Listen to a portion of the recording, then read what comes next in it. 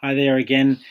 Time for us to learn a bit more about writing. So today we're going to be looking at descriptive writing, but with character descriptions. So last time you were looking at setting descriptions, describing a scene, and trying your best to describe it as best as you can, because that's what you need to be able to do when you're writing a story.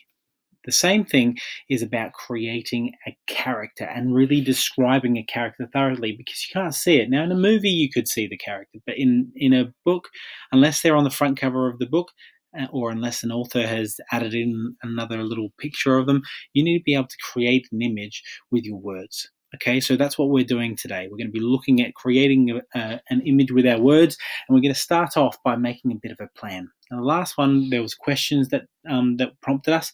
Today, we're going to go a little bit further and try and come up with our own questions and think about the types of things that we can see. Okay, so this image here you can see on the screen is a picture of a character. Okay, now I've just found this one on the internet. It's not my image, okay, so please don't think that I've just created this myself or painted it myself or anything like that, but I would like you to do your best to try and describe this character.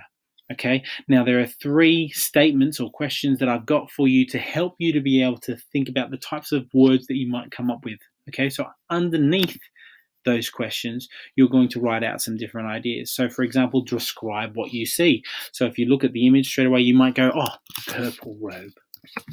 All right. That might be the first thing that you put down, purple robe. That's a good idea. And you go, okay, describe, what else? Pointy hat.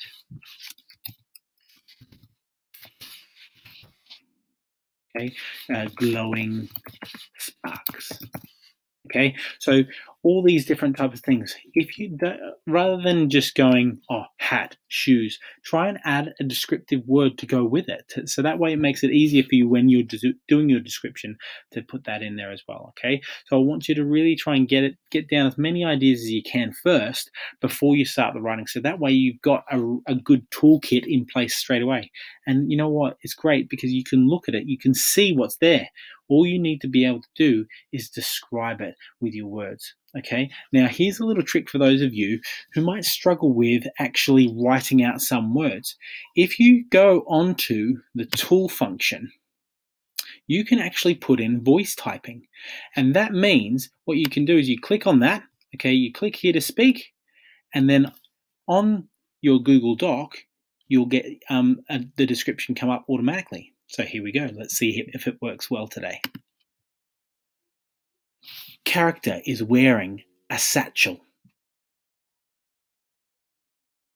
Look at that, straight away it comes up, and even it keeps on going. So make sure that you turn it off, otherwise it's going to go straight away. It's going to start describing it for you.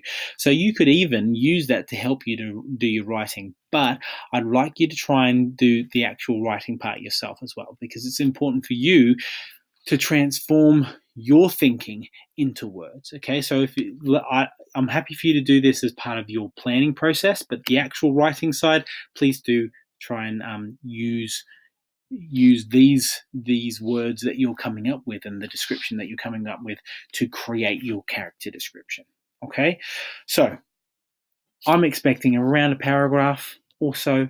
If you want to challenge yourself, push yourself even further, please do. Now, if you find this task really easy, again, you can write more about it. Please make sure that your character description is really thorough, really interesting, not just about what you can see, but how the character might make you feel. Now, I don't mean necessarily you personally, but how does the character make the person who's reading it feel?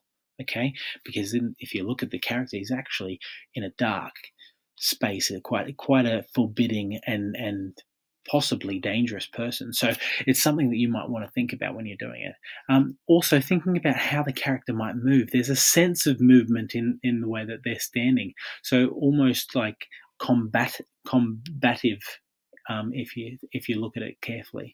All right, so it's really important that you're looking at that and thinking about those things. All right, give it a go. I'm sure that you'll do great. If you need any help, don't forget that you can email me. Good luck.